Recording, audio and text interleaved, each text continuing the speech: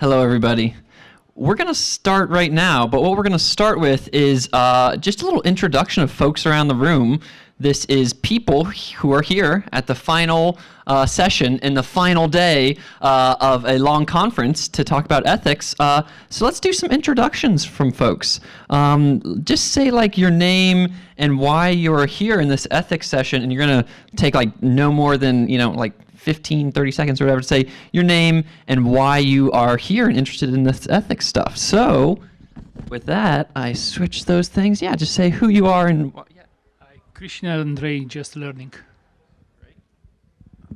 Arjun Hazard, because blockchains are public goods.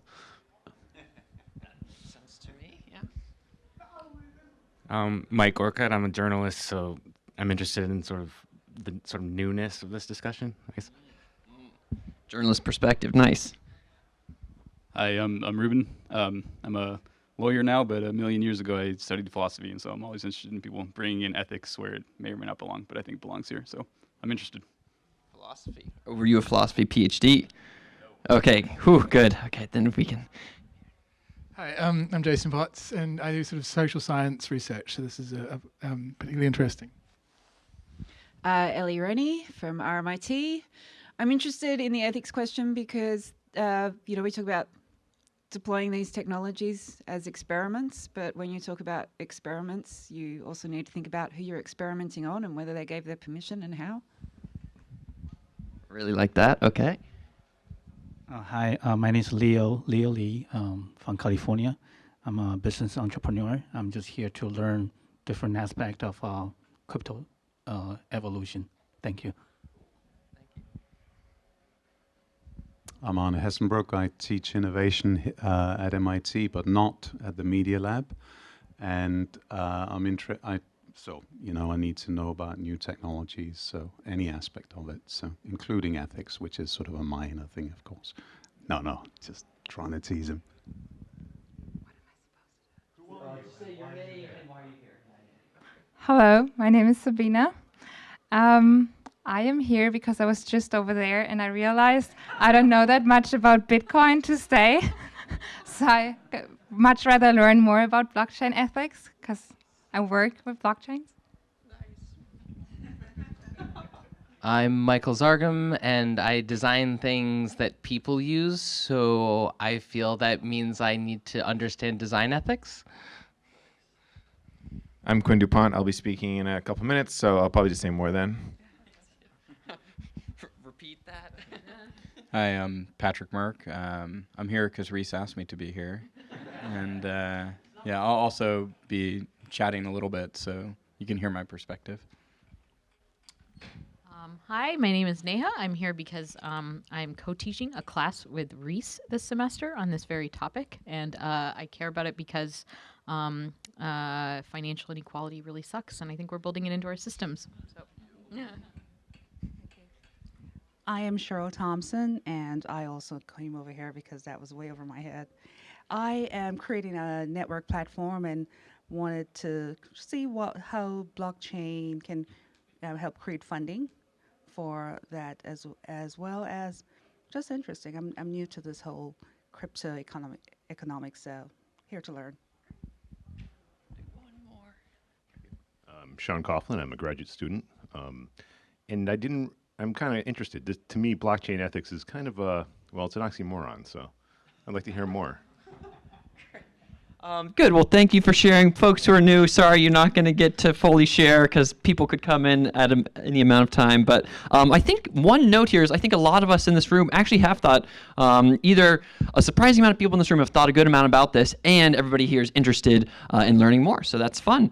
So what we're going to do today is we're going to chat about blockchain ethics. My name is Rhys Lindmark, and the goals today are we're going to do a little bit on like what is blockchain ethics and why is it important, just some context setting at the beginning, and then Patrick's going to talk about kind of norms, ethics, and technology, and then Quinn's going to talk about some of his specific research recently around these guiding principles for ethical blockchain research. I'll do a macro like frameworks to understand blockchain ethics, and then we will have some discussion at the end with us on stage, but with all of you as well. Does that sound good? So This is me. That's my Twitter handle. Yeah, so as Neha mentioned, I work, I'm the head of community and long-term societal impact for the DCI. We're co-teaching a blockchain ethics class this semester. Arn is one of our students, woohoo! And other folks, yeah, you recently joined. And so I also, last year, I led the Systems and Society track at DevCon 4 at an Ethereum event last year that was all about this kind of stuff. I self-tax some of my income, which is fun because most of us in this room, I bet, have enough money. And so you can see, this was as of a month ago, but this is how much is in my bank account, how much Ether I have, and how much Bitcoin I have. And then I host a podcast on called Gray Mirror on this kind of stuff. So this is the exact, thank you for saying this. So to give some context, who all here, just raise your hand if you think blockchain ethics is an oxymoron. Okay, not that many people. That's good. This joke gets made a surprising percentage of the time when I say I do blockchain ethics work. They say, haha, that's funny.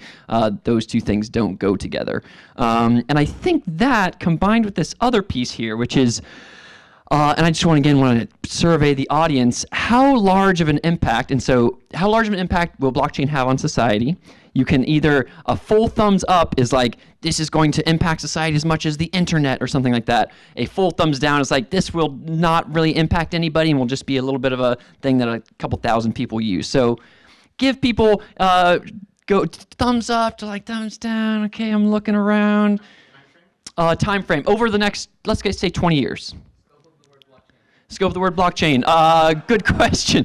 Includes CBDCs and permissioned distributed databases with validator sets. Yeah.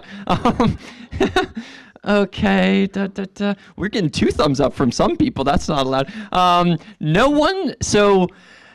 one gave below half. Obviously, this is a very specific subset of society. But a lot of people gave something like surprisingly high.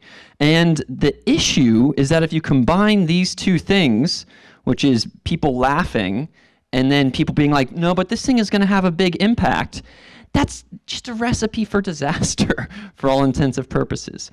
So that's some of the context here. And I think that when we think about blockchain ethics and what will happen with it, what it is it's a field of people, just kind of like we're building a meta field here of this new academic field, but this one is just a field of folks and a community of folks who are focused on answering this question, how can we positively shape the development of this technology? That's kind of what we mean by blockchain ethics. And you can kind of imagine it where it's like, on one side you have the state, these people do regulation, this is like the CFTC or the SEC or whatever in the United States. On the other side you have a bunch of companies, and they're usually optimized for profit of a variety. And then in the middle, in this third space, you have civil society, and that's kind of where blockchain ethics lands. Okay, so it's kind of in between the state and companies. And you can think of it as part of this transition with almost all technologies, where if you have a technology, then you will have a tech ethics group based around that technology, because you don't just want the companies to do profit-motivated optimization for that technology. So when we had nuclear technology, we had nuclear security, AI ethics, biotech ethics. If blockchain is going to be impactful, depends on how big, we will have it is inevitable that there will be a civil society-based field of blockchain ethics. And it doesn't really exist right now. So this is back to this question that I posed here, which is, if blockchain technology has even 10% of the internet's impact, we should proactively take great care in developing it. So depending on how high you think it is, that's what's up. Do we have a number for where it is right now, or is it significantly below 1%? That's a great question. So his question was, what percentage of the internet's impact has blockchain technology already had on society? And there's a slide that we'll look at later that shows that all of cryptocurrencies are about 40x less valuable than gold. And so it's still a very small asset class, all things considered. And again, this gets back to Michael's question around what do we count as blockchain technology, with something like all the new central bank digital currencies and things like that. I would say it's definitely less than 1% of the internet's impact as of right now. The internet has had a very large impact on society. So I would say that for me, between like 0.1 and 0.01% is how big it would be right now, personally. But it doesn't mean we shouldn't be proactive, because the dreams that people have, whatever you're worried about, whether it's people surveilling Bitcoin transactions or people sending bad, transactions, whether it's something like Libra and these new kind of corporate cryptocurrencies that exist in the world, or whether you think that something like Bitcoin and this is like the crypto anarchist piece of like, hey, Bitcoin and other cryptocurrencies will be able to take down, banks and nation states. Those things could all have very large impacts. I mean, and we saw it. Libra, I think, was kind of a catalyzing moment for a lot of regulators, where they were like, "Oh, we had been ignoring this world for a while. Oh no, let's like reevaluate what we should do here and have a bunch of hearings about this stuff." So you can compare it just as a reminder for how small the ecosystem is right now. 10 years ago, there was like no AI ethics ecosystem for all intents and purposes, especially 20 years ago. But right now, it's a very mature ecosystem. You have a bunch of these places that have tens of millions or hundreds of millions of dollars of funding, lots of full-time employees, centers all around the world. And that's cool. That's good that kind of robust civil society ecosystem exists. But in blockchain ethics, it doesn't really exist. We have essentially, so on the far left is this thing, Open Money Initiative, and that is, I would not call that a blockchain ethics thing. That is more something that's trying to help cryptocurrencies' use in hyperinflationary nation states. You have some of these other like non-profity things here. All of these are essentially just lobbying organizations, though. No offense to all of them. Like, I love Coin Center's work, but it's primarily connected to DC from a lobbying perspective. And you have like some other weird things like this blockchain trust accelerator, but like all things considered, the ecosystem here for blockchain ethics is a lot less well developed than something like AI ethics. So as we go into the talks from Patrick and from Quinn, the question for all of us here is, in general, how should we, positively shape the development of this stuff? And also, how should we all kind of co-create this subfield of blockchain ethics as we do that? So with that, I'm going to give things off to Patrick for him to give some discussions. So let's welcome Patrick to the stage. Woo! Thanks. I appreciate it. I'm feeling super ethical, so really happy to be here. As a lawyer, that's not always the case. No, I'm kidding. Always. He got it. He's a lawyer. So when we talk about blockchain ethics, I think, somebody mentioned it earlier. The first question is like, what's a blockchain anyways, right? Because, we're looking at like design thinking and, what the implications of the technology are and how the technology embeds certain norms and ethics in it, right? If we don't adequately define what a blockchain is in the first place, that makes it difficult, right? So I'm going to take a very narrow definition. You don't have to adopt my definition of it, but I'm just going to say basically systems that abide by Nakamoto consensus, right? That's the thing that was innovative about Bitcoin at the time. And when most people say blockchain systems now, what they're saying is not, hash data structures. They're talking about the thing that Bitcoin created and the revolution it kicked off, right? So that for me is my definition. Again, you don't have to agree with it, right? There's certain implications about systems that abide by Nakamoto consensus that look like Bitcoin, right? Ethereum 2 and others. They effectively empower individuals on the edge of the network, right? And the design goal is not to have intermediaries in the middle that you can turn to remediate problems, right? It's a system of caveat emptor in a lot of ways, right? If you say fat finger a transaction and I send you 200 Bitcoin instead of 20, I may appeal to your good-natured soul to send me back 180 Bitcoin, but there's nobody to turn to say, oops, I made a mistake. Hey, can I get my money back, right? And that design has certain norms built into it, right? That wasn't like a mistake, right? It empowers people, but it also disempowers people in a certain way, right? And we can see this play out. And I'm going to go back into like prehistory for a second to kind of think about like one one example, right? And I don't have like answers. This is hopefully just a bunch of questions, and when we get to discussion, you know, we can talk about it. It was many years ago. There was a Bitcoin user who posted on Bitcoin Talk. Everybody's familiar with Bitcoin Talk, the message board, right? Like old school, right? Posted this idea that they were going to start a Bitcoin savings and trust, right?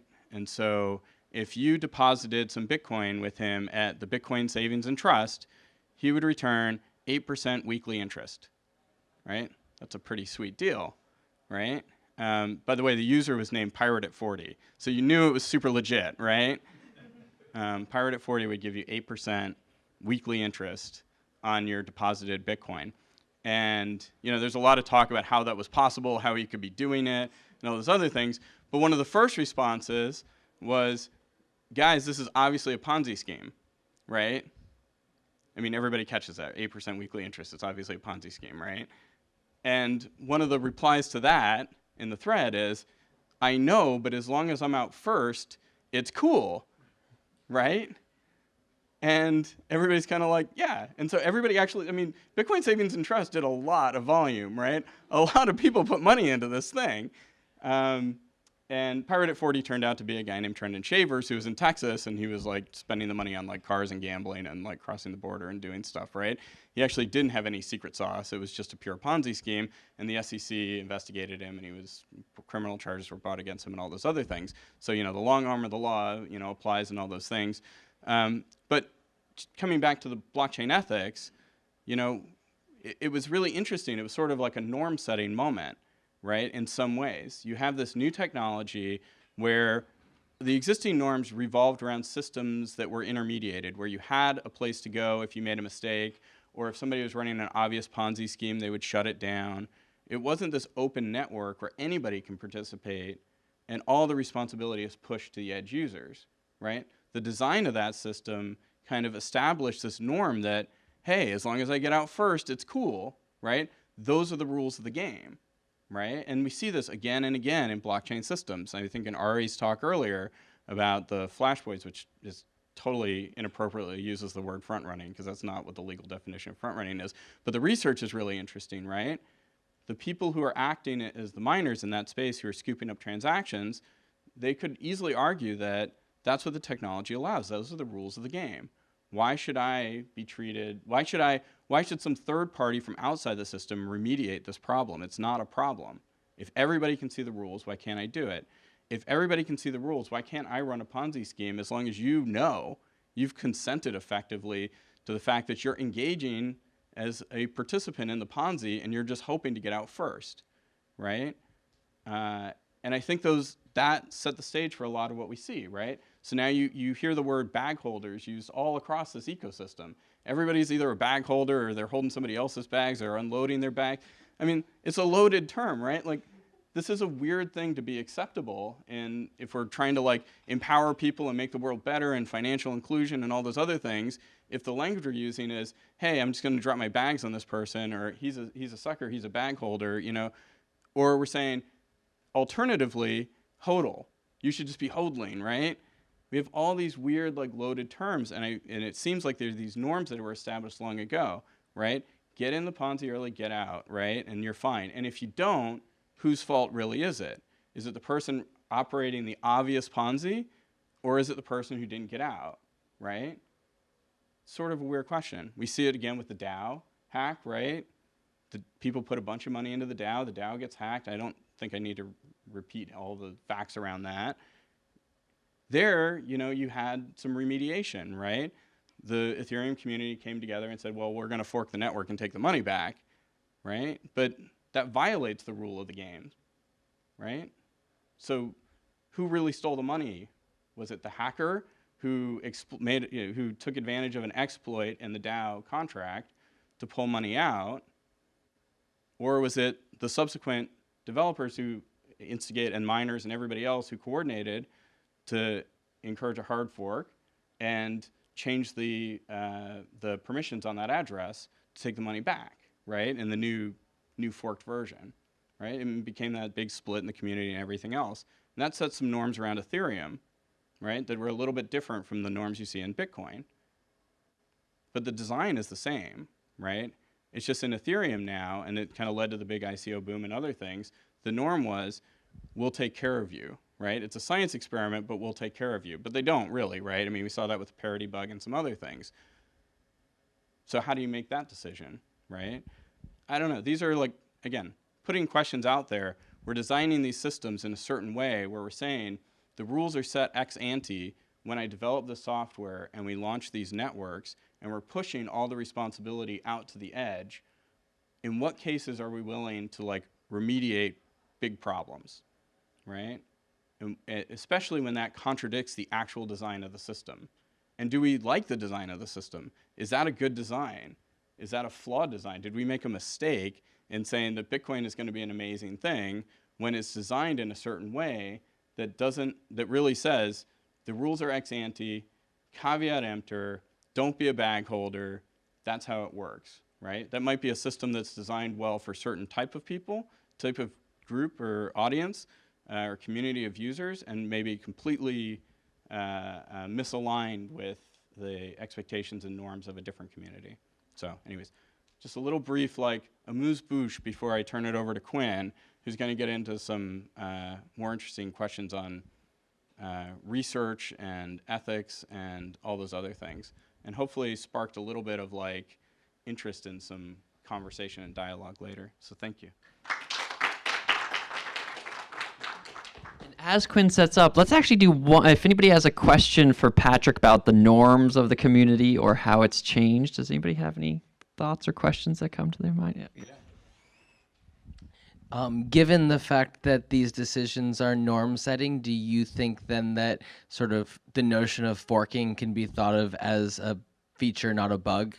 Or, I mean, do you think it's a feature, a bug, or both contextually? Like, I mean, to me, forking is a feature, not a bug, right? It's like the safety valve on any community. If you disagree with, it's like very open source, right? If you're playing a game and you don't like the rules of the game, you can like pick up your ball and walk across the street and start a new game. And that's totally acceptable, right? If you don't like the norms of this community, go start your community. And if it's really awesome, then I'm sure everybody will go over there. And you know, we saw that play out in Ethereum to a large degree. And we've seen it play out unsuccessfully, like with Zcash, where the Zcash was launched with a founder tax, and some people objected to the fact that Zuko was basically going to get paid in perpetuity for launching the thing, which, you know, arguably he deserves, right? He started the thing, right? And so they launched alongside it a Zcash that didn't have the founder's tax. Was it like Zcash Dark or something like that? Of course. Which one? Z Classic, right? Okay, of course, right? It's like Coke Classic, Z Classic. So they launched that. I mean, it went nowhere, right? Like it just, nobody was interested in doing that. So obviously the community that was wrapped around itself around the Zcash as a network said, you know, it's probably a good thing that Zuko gets paid, so he sticks around and actually like makes this thing happen, right? But it's great. It's great that it happened. It's great that somebody tried it. It sort of like pressure tested the whole system and the theory that Zuko should actually get paid. Not that I don't like Zuko. Zuko, you know, whatever you think about Zuko getting paid. the life or death, or even the ball going and making another game, every example in that was actually about the people, not the code. Z Classic did go up like 100x when one of the devs announced that they were going to fork it into Bitcoin private and do some airdrop thing. So it continues to support your position. Yeah, that's right. That's right. And don't be the bag holder at the end of that, right? Cycle. Yeah, but it is about the people, obviously, right? And that's the thing about ethics and tech and blockchain ethics and all of that, is that you can't just say, here's some neutral tech that runs. There's implications of how you design the tech. There's implications of how that allows people to interact. And I think, again, forking is a feature, not a bug, because it allows people to have a say in the design of these systems, not just the ex ante once it's launched, but how they develop over time, right? At least that would be my take, but I'm open to other perspectives, of course.